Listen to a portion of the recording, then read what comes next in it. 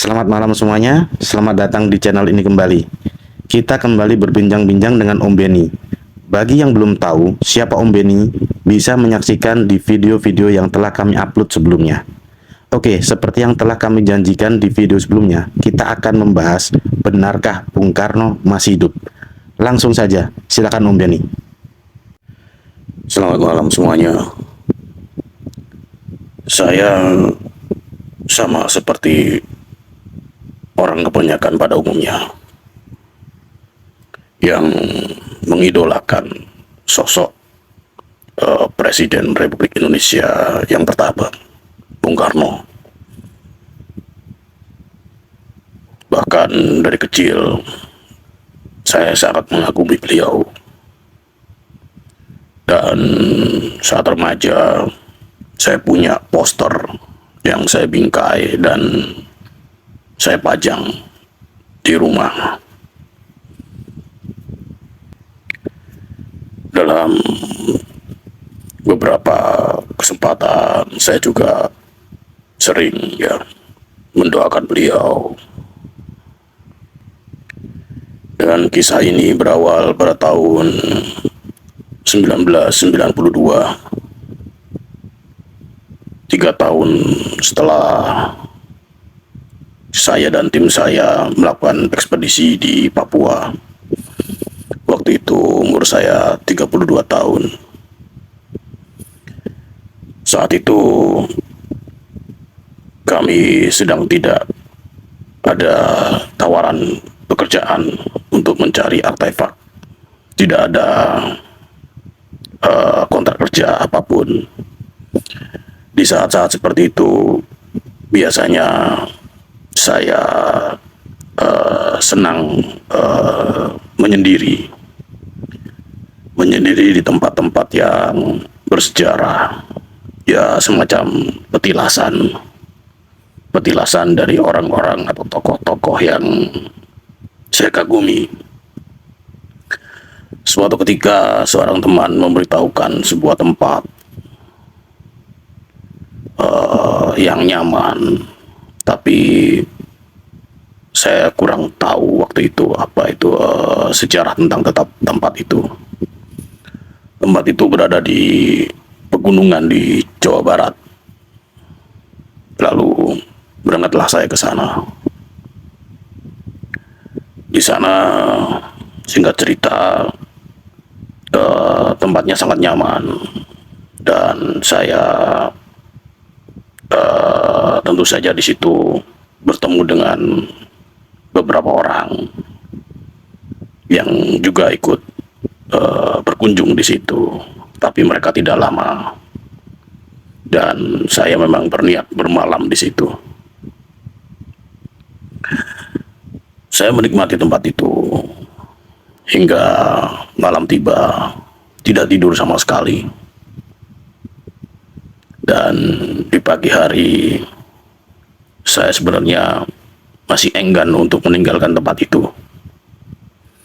Tapi saya memutuskan untuk turun. Ketika saya hendak sampai di jalan utama, saya menghentikan langkah dan duduk di sebuah batu yang cukup besar. Saya merokok di situ, menikmati pemandangan yang ada lagi. Tiba-tiba ada suara lantang yang memanggil, "Hai anak muda." Saya seketika itu juga langsung menoleh ke belakang. Saya lihat ada seseorang pria yang sudah berumur cukup tua, 60-an ke atas lah, dengan pakaian yang necis, rapi. Beliau gagah, kemeja putih yang dilipat selengan, celana panjang kain coklat dengan sepatu pantofel hitam. Ketika saya menoleh, saya merasa tidak mengenal. Dan beliau hanya berdiri menatap saya. dengan memasukkan kedua tangannya di saku celana. Lalu beliau memanggil lagi, "Hai anak muda." Lalu saya baru tersadar bahwa yang dimaksud adalah saya, dan karena tidak ada siapapun di situ, lalu mendekatlah saya kepada beliau. Ketika saya mendekat ke beliau, kami berjabat tangan. Saya langsung bertanya, "Ada apa, Pak? Ada yang bisa saya bantu?" Beliau diam saja, tanpa ekspresi apapun. Lalu beliau hanya berkata, "Ikut saya." Entah kenapa saya mengikuti beliau yang langsung melangkahkan kakinya. Ternyata di balik tikungan sudah menunggu sebuah mobil sedan, dan beliau minta saya untuk masuk ke dalam mobil. Saya menurut saja. Di depan sudah ada seorang sopir. Kami duduk di bangku belakang. Lalu mobil perlahan mulai berjalan. Saya masih bingung sebenarnya, bertanya-tanya. Dan kenapa kok saya juga nurut saja ya? Lalu saya melirik beliau. Beberapa kali saya memperhatikan beliau yang tanpa ekspresi menatap ke depan saja, tanpa berbicara sepatah-patah kata pun. Ketika saya kembali mengamati beliau, dada saya berdegup kencang. Bagi orang awam, orang kebanyakan, jikalau kita membayangkan sosok seorang Bung Karno, pasti yang terbayang adalah, yang teringat adalah wajah beliau, sosok beliau yang masih muda. Foto-foto beliau pasti saat beliau masih berusia belum tua, karena yang populer adalah foto-foto itu. Tapi saya adalah pengagum berat. Saya mengenali beliau. Tapi apakah mungkin mirip dengan Bung Karno? Saya masih penasaran, tapi saya diam saja. Lalu perjalanan hingga setengah jam kami masih belum berbicara sepatah kata pun.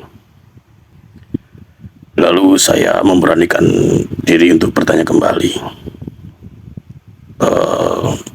"Mau kemana kita, Pak?" Beliau cukup lama menjawabnya, lalu berkata, "Kamu ikut saja." Lalu sampailah kami di sebuah kedai yang cukup sederhana. Beliau mengajak saya turun, dan kami dalam satu meja yang sama, sedangkan si sopir di meja yang lain. Beliau menawarkan saya makan. Saya memang waktu itu sedang tidak ingin makan. Akhirnya kami memesan kopi ya, sedangkan beliau teh hangat.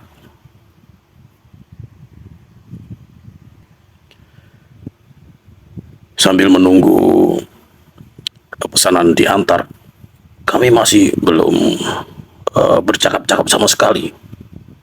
Saya hanya memandangi beliau yang merokok ya, dan luar biasa, beliau memang perokok berat. Lalu ketika pesanan kami sudah datang dan kami mulai minum beberapa teguk.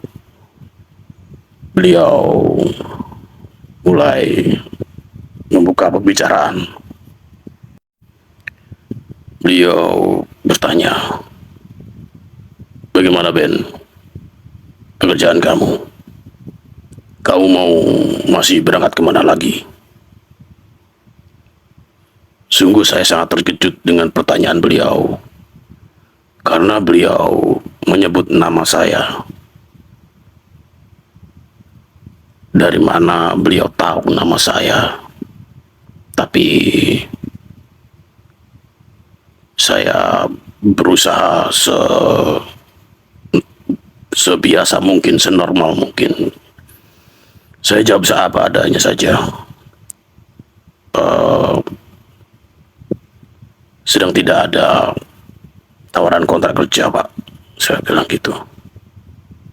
Dan sekarang lagi ya jalan-jalan biasa.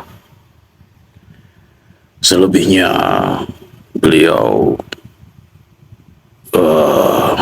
banyak memberikan nasihat-nasihat, saran-saran untuk pekerjaan saya, dan saya mendengarkan dengan seksama. Bahkan menurut saya pengetahuan beliau ini sangat luar biasa.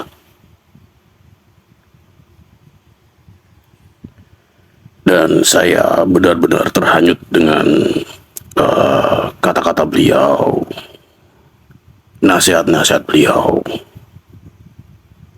yang membuat saya lupa untuk bertanya, siapa beliau ini? Saya benar-benar terpaku, terbuai, terpesona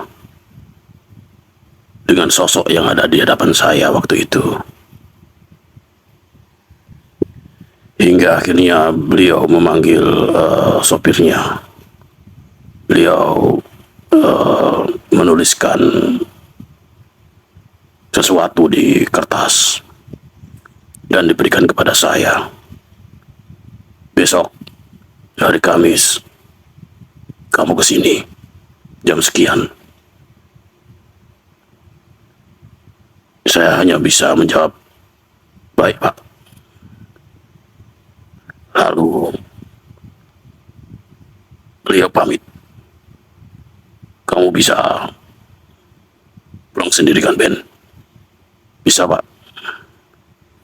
Lalu beliau berangkat begitu saja.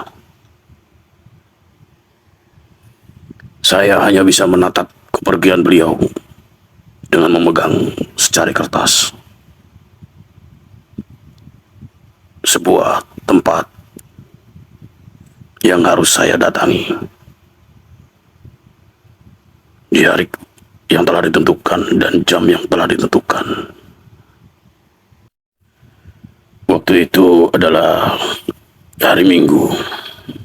Jadi selama 4 hari saya penasaran, bingung, apakah ini sebuah bercanda. Tapi saya rasa bercanda tidak mungkin seperti itu. Rabu malam atau malam Kamis, saya merenung. Tiba-tiba di kalbu saya, di pikiran saya, seakan terbersit suara beliau berkata, "Kamu tahu siapa aku, Ben? Kamu sudah tahu." Seketika itu, saya langsung mantap untuk mendatangi tempat yang telah ditentukan. Keesok harinya, pada hari Kamis, saya sudah berada di tempat di sebuah kota di Jawa Barat, di sebuah kota yang dataran tinggi, sejuk udaranya. Saya tentu saja tidak bisa menyampaikan kota mana, tapi kalian semua mungkin bisa menebak kota mana itu.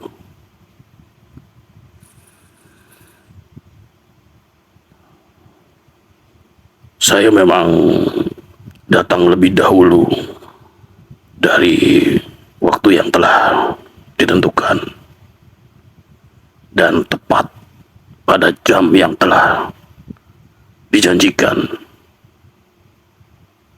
Saya dijemput oleh sopir yang sama. Lalu berangkatlah kami menuju sebuah tempat.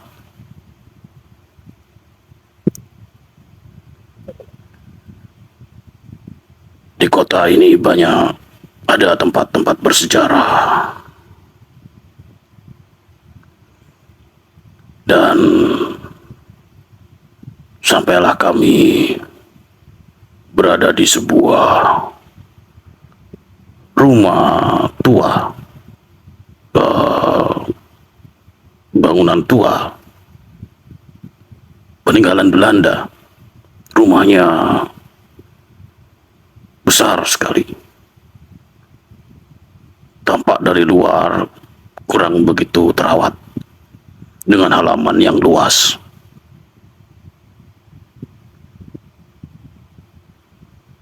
Ketika kami mulai memasuki halaman, saya merasakan sesuatu yang entah ya. Saya ini bukan orang yang memiliki kemampuan linguih atau apa, tapi mungkin karena pengalaman-pengalaman saya sebelumnya, saya bisa sedikit melihat hal-hal yang orang lain mungkin tidak bisa melihat. Saya agak takut ketika mulai melintas, melewati pintu gerbang. Di kanan kiri saya melihat anjing penjaga yang berukuran luar biasa besar, sebesar kuda. Tapi anjing-anjing ini sepertinya, yang saya tahu, bukan anjing biasa atau makhluk lain. Lalu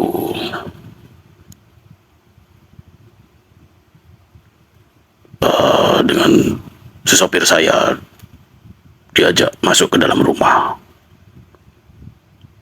di sebuah ruang utama yang besar, dan saya agak terkejut juga karena di dalam ternyata tidak sama dengan yang tampak dari luar. Di dalam ruangan, bangunannya sangat terawat, cukup bagus. Memang bangunan tua tapi terawat. Saya dipersilakan duduk. Tidak lama kemudian beliau datang menyambut saya.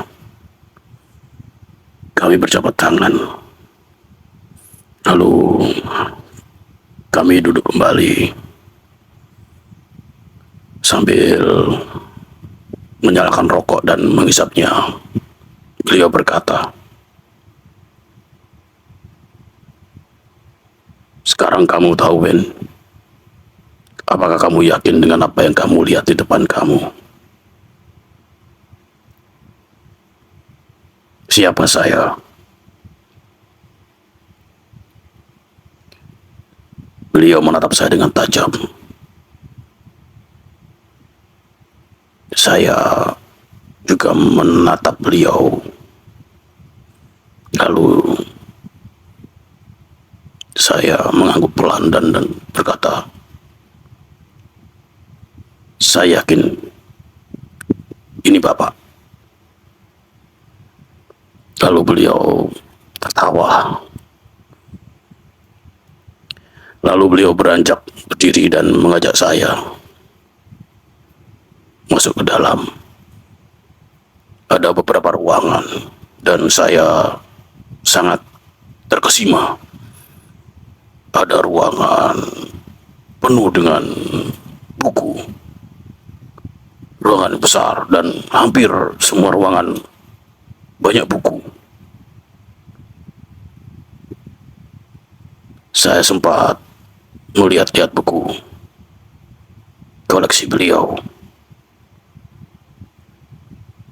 Kebanyakan buku berbahasa asing, Belanda, bahasa Inggris, buku-buku lama, dan sangat banyak sekali.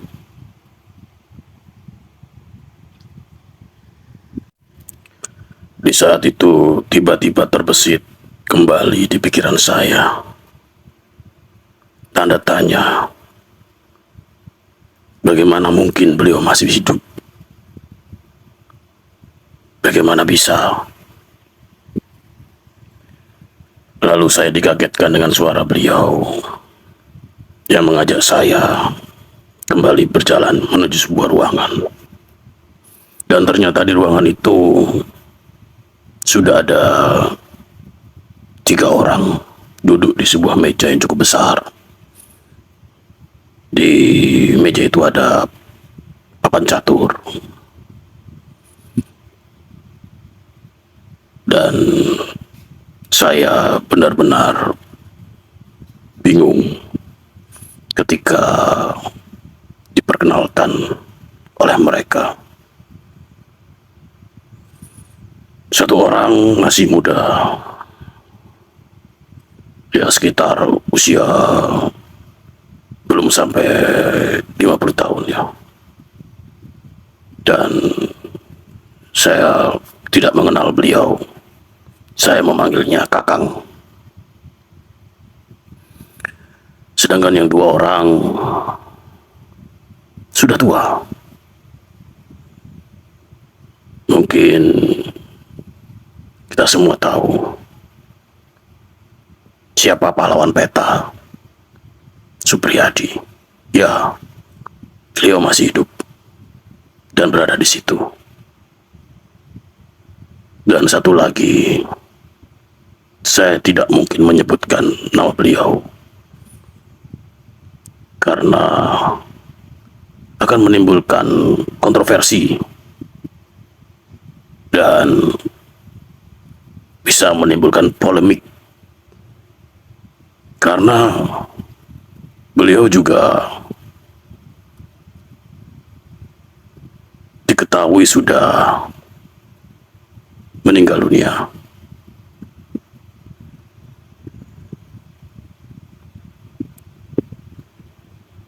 Saya melihat 3 sosok beliau ini. Selain yang Kakang ya, yang masih muda. Beliau-beliau ini 3 orang ini seakan-akan mewakili beberapa ideologi. Ya, itu hanya pemikiran saya saja. Waktu itu mereka banyak berbincang-bincang, banyak membahas tentang kondisi bangsa, masa lalu, dan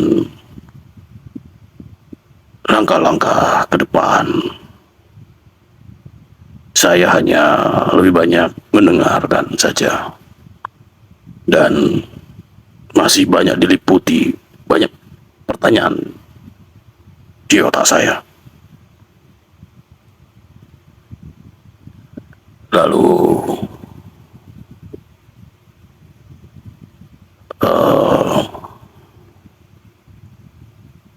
beliau Bapak mengisyaratkan bahwa kunjungan saya sudah cukup. Lalu beliau berkata, jikalau kamu ada keperluan, kamu bisa menghubungi dia. Kakang maksudnya. Jadi komunikasi saya dengan Kakang. Baik, Pak. Lalu beliau mengantar saya. Sebelumnya saya diajak di sebuah ruangan yang penuh dengan lukisan yang bagus sekali, dan ini lukisan-lukisan langka ya, dan bukan lukisan sembarangan, karya-karya pelukis-pelukis terkenal. Dan di situ banyak lemari-lemari kayu besar-besar, dan beliau memperlihatkan membuka salah satu lemari yang membuat saya kaget juga. Di dalamnya berisi banyak emas batangan. Beliau mempersilahkan saya mengambil 5 batang untuk dimanfaatkan untuk kepentingan umat atau rakyat. Tapi saya menolak karena saya merasa tidak belum berkompeten untuk hal itu. Lalu saya bertanya, apakah nanti suatu saat saya boleh, Pak, untuk mengunjungi Bapak kembali? Beliau berkata, kamu nanti bisa hubungi dia saja. Kakang maksudnya. Baik, Pak. Tanpa terasa saya di situ hingga sore hari ya. Lalu saya pamit pulang. Tapi sebelum pamit pulang, saya harus mengeluarkan setidaknya sedikit pertanyaan yang mengganggu. Akhirnya saya beranikan bertanya, bagaimana Bapak bisa hidup, masih hidup? Dan kenapa harus seperti ini? Beliau tertawa saja. Lalu mengambil ballpoint dan secari kertas dan menuliskan sesuatu.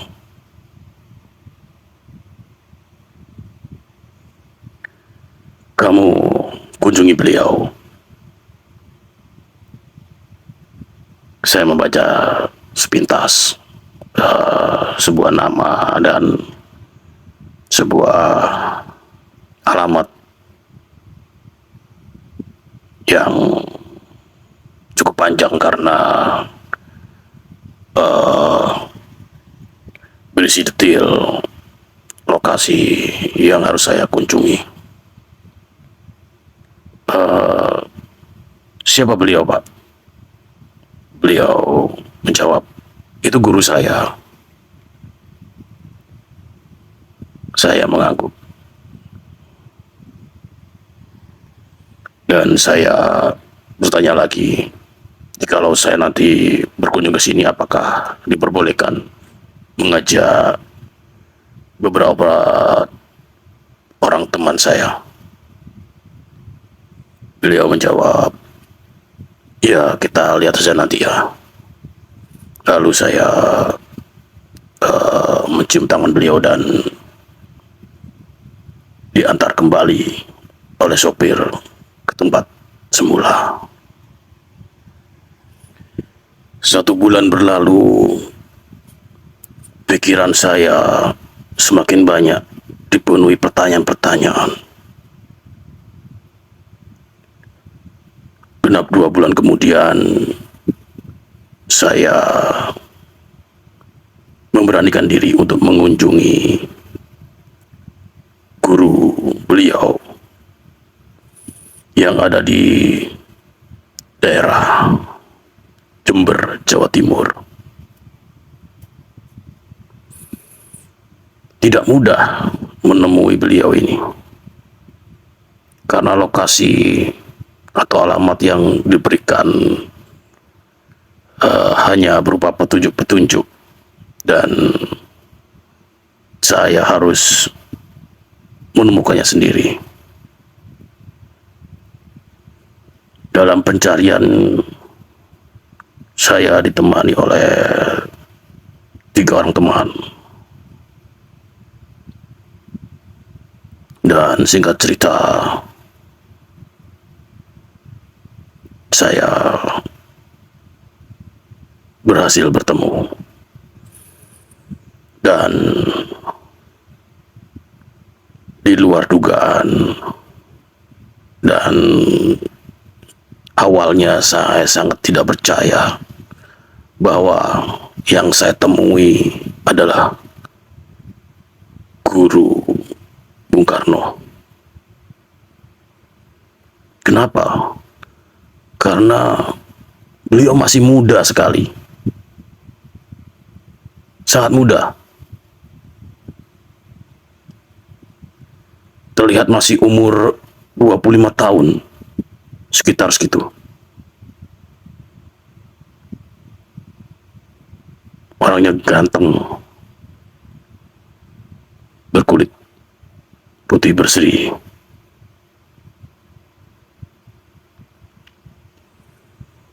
Dan sekali lagi tidak mudah menemukan beliau.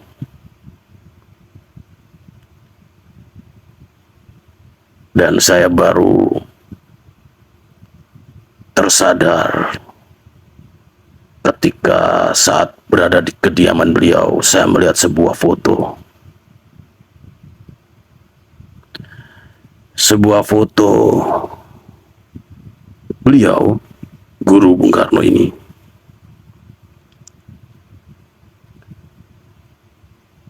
bersama dengan Bung Karno.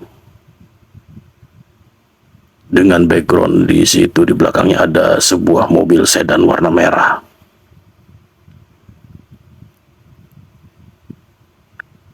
Sedangkan di foto itu Bung Karno terlihat seperti masih berusia 40-an tahun. Sedangkan gurunya ini masih sama, tampak seperti yang saat saya temui. Masih muda. Aneh sekali. Apa mungkin orang ini tidak bisa beranjak tua?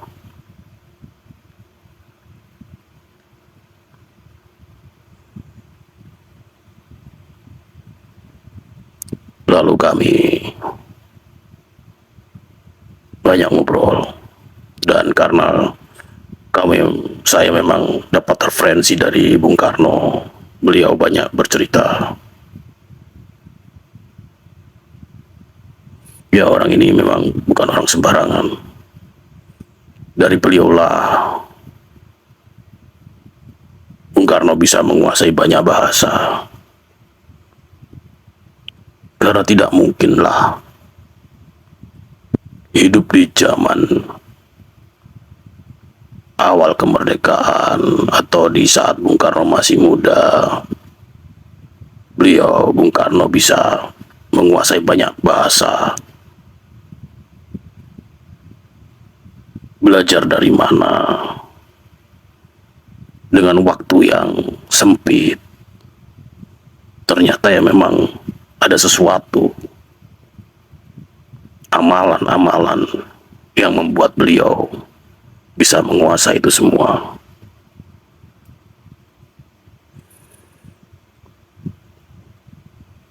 Guru beliau ini kontroversial ya, karena beliau mengaku sebagai Joko Kendil. Ya, Joko Kendil, sebuah tokoh cerita rakyat yang tentunya banyak orang tahu, dan beliau masih hidup.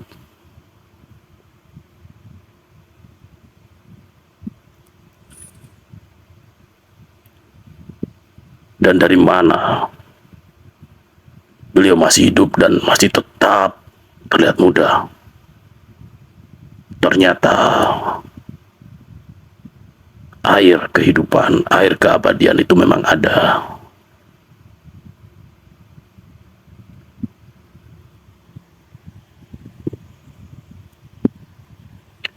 Dan beliau ini salah satu yang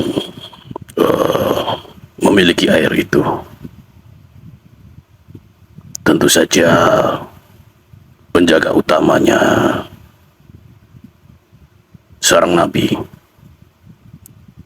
Nabi Khidir. Dan beliau adalah salah satu murid beliau. Saya bertanya, bagaimana caranya? Ternyata dia dengan minum air itu dan mandi dengan air itu. Lalu, kenapa kok Bung Karno terlihat tua?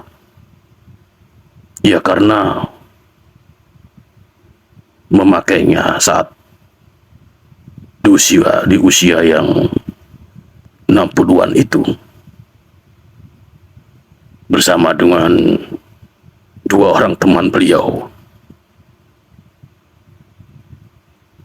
sang pahlawan peta Bapak Supriyadi, dan salah satu orang lagi yang saya tidak mau menyebutkan namanya.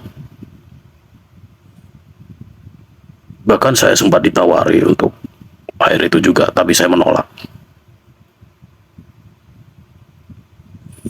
Ketika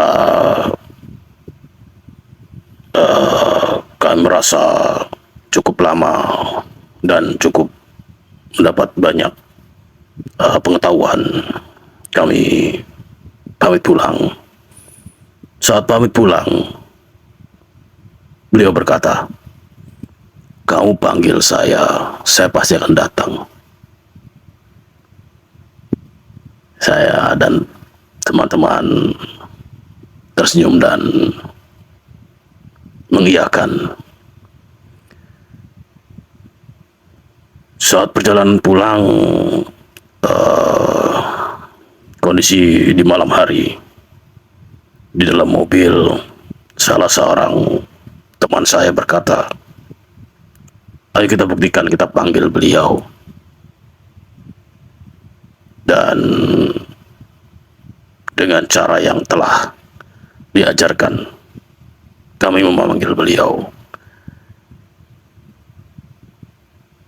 Dan saya yang waktu itu duduk di belakang bersama seorang teman saya, sangat-sangat terkejut sekali ketika kami selesai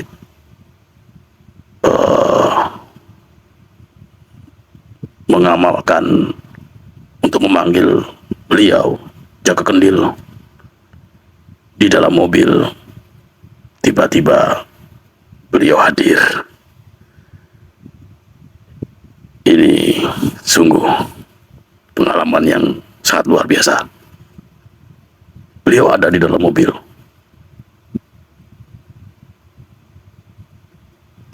Tiba-tiba hadir begitu saja. Duduk di antara saya berdua dengan teman saya yang di belakang.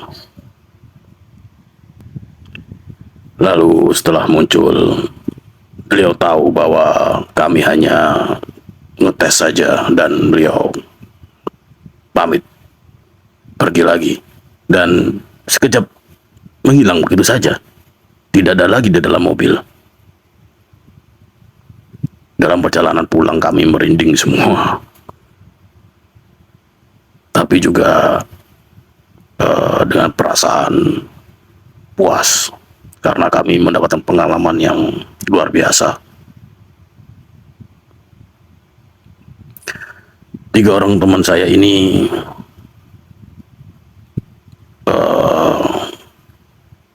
bukan tim ekspedisi yang biasa saya ajak. 3 orang teman saya ini memang sengaja saya ajak karena saya pilih dari profesinya.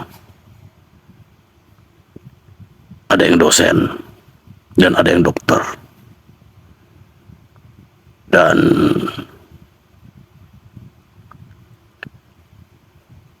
di kemudian hari, 6 bulan kemudian, saya menghubungi Kakang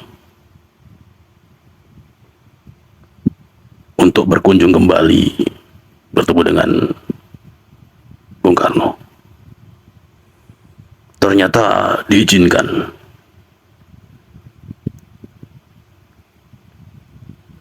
Tiga orang teman saya ini masih penasaran dan tidak percaya. Dan saya memang sengaja mengajak mereka bertiga karena dari profesi, agar membuktikan bahwa beliau, Bung Karno, masih hidup. Agar saya ini tidak dianggap gila.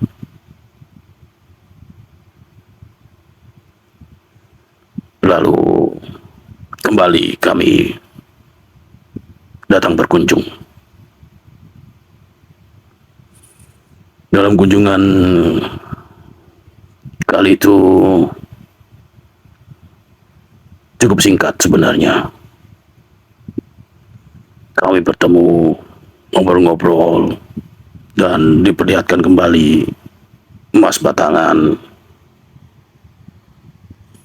Dan ada banyak sekali surat berharga, obligasi. Jadi satu lembar surat berharga itu nilainya fantastis, luar biasa. Ada tanda tangan Bung Karno dengan tinta merah. Jikalau beberapa lembar surat berharga ini dicairkan di salah satu bank, bank itu bakal bangkrut karena begitu besarnya nominal surat berharga itu.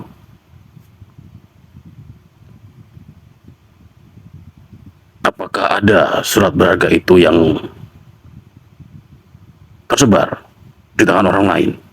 Ada, tapi tidak bisa dicairkan. Kenapa? Karena butuh tanda tangan kedua, tanda tangan dengan tinta warna hijau dari Bung Karno sendiri. Tapi mungkin surat berharga itu yang dipegang orang-orang yang belum pernah bertemu dengan Bung Karno. Jadi mana mungkin dicairkan? Karena Bung Karno sendiri kan dipercaya sudah tidak ada.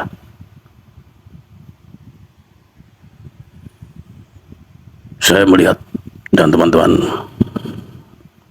melihat banyak sekali tumpukan surat berharga itu.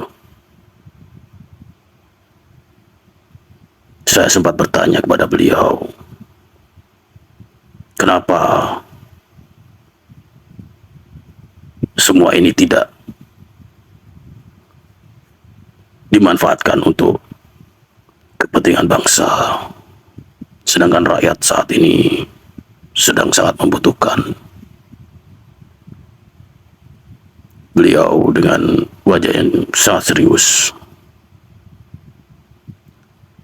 berkata, nanti ada saatnya. Tentu saja saya dan teman-teman tidak berani bertanya lebih banyak.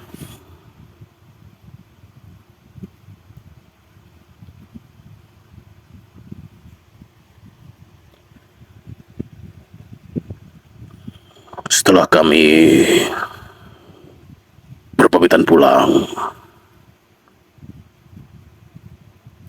karena kesibukan pekerjaan dan sebagainya, kisah itu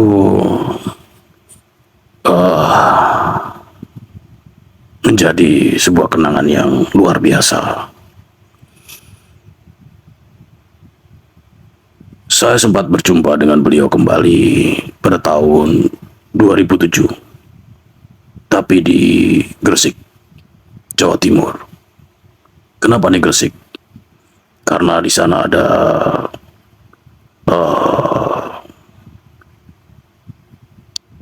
tokoh yang luar biasa yang dulunya di saat zaman kerajaan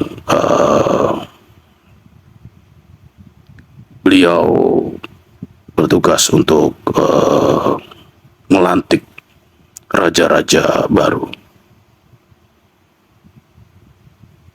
Kami bertemu di petilasan tokoh tersebut. Tapi tentu saja tokoh tersebut sudah meninggal.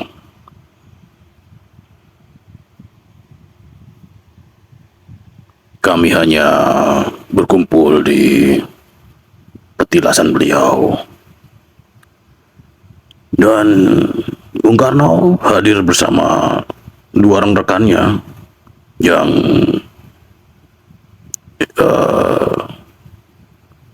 dipercayai sudah tidak ada juga.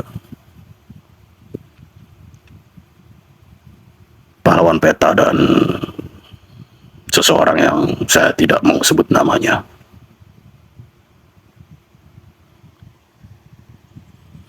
Sedangkan Jaka Kendil terakhir kami bertemu tahun 2014 dan beliau menyampaikan kedepannya tidak bisa ditemui lagi karena akan tinggal di dasar laut. Ya, percaya atau tidak percaya, saya hanya bisa mengiyakan saja. Dan sejak saat itu hingga kini saya belum pernah bertemu kembali dengan Bung Karno. Hanya pada tahun 2019 saya sempat menghubungi Kakang dan beliau menyampaikan bahwa Bung Karno masih sehat walafiat. Jadi demikian yang bisa saya sampaikan kisah ini, karena terbatasnya hal-hal yang sesuai kepatutan yang ada, yang tidak bisa lebih terbuka. Mungkin di lain kesempatan kita akan membahasnya kembali lebih detail, atau mungkin saat yang ditunggu-tunggu akan lebih mendahului terwujud.